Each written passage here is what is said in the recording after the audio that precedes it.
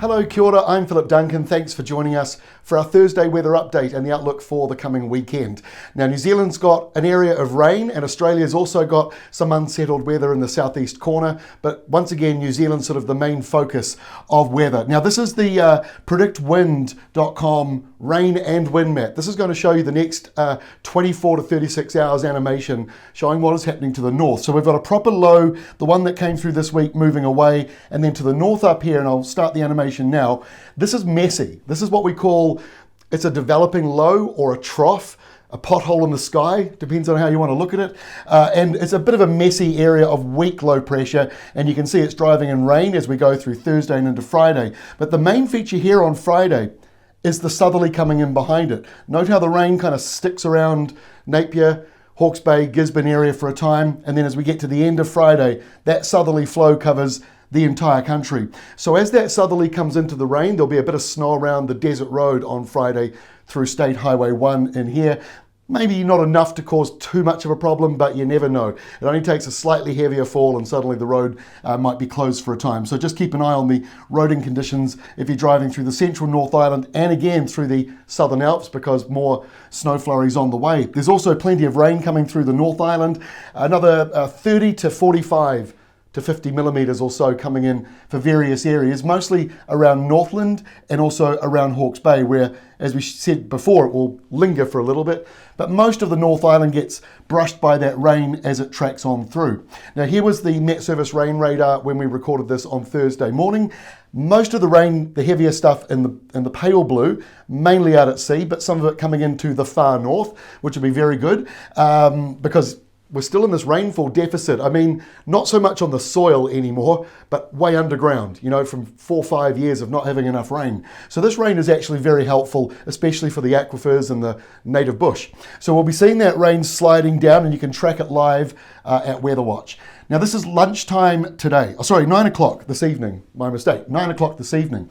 What this shows, and it's quite messy, but it just shows all the different types of weather we've got going on. So the green is rain. The red up here shows the risk of a couple of isolated thunderstorms, probably just offshore.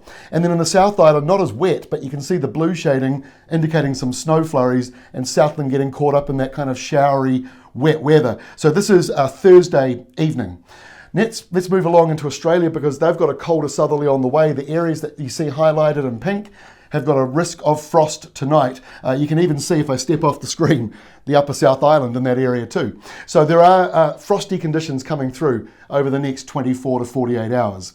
Here is the forecast. You can see why it's frosty in Australia on Friday morning here. The high pressure zone perfectly over you. The cold southerly that was there a day or two before being pushed out and over to the New Zealand side. So lunchtime Friday in New Zealand, wintry southerlies moving up the country, and that rain lingering around Hawke's Bay and Gisborne finally, slowly, starts to push away. You can see what I mean. It's all sort of messy, low pressure through here, so not a clean cut, perfect sort of system moving through.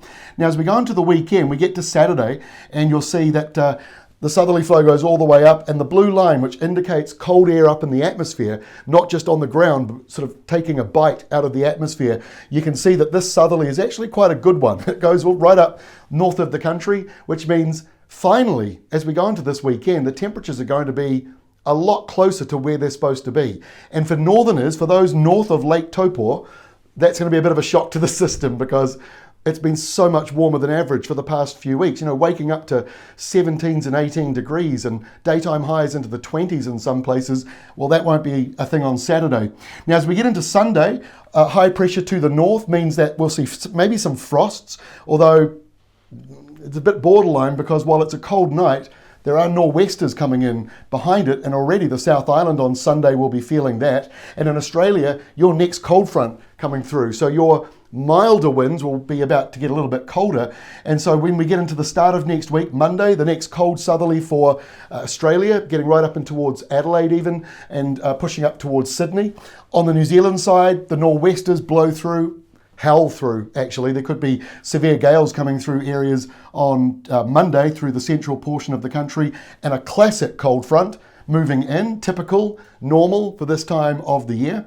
And we get to Tuesday of next week, and that cold front just falls apart as it moves into the North Island. There's a lot of high pressure. So for those of you on the school holidays, desperately wanting to get the children out, or you want to get out yourself, there'll be some better weather for that next week once that high starts to roll in. So a few showers as that cold front comes in on Tuesday and Tuesday night, and then high pressure behind it, and that's also encouraging easterlies in for Australia. That is all from me. I'll be back again on Friday with our final update for the week. We'll see you then, and thank you to all the lovely people on YouTube. You've really made my week. Thanks so much for the lovely comments and the support, the financial support. All of it means a great deal to us. So thank you very much. We'll see you tomorrow with our next update.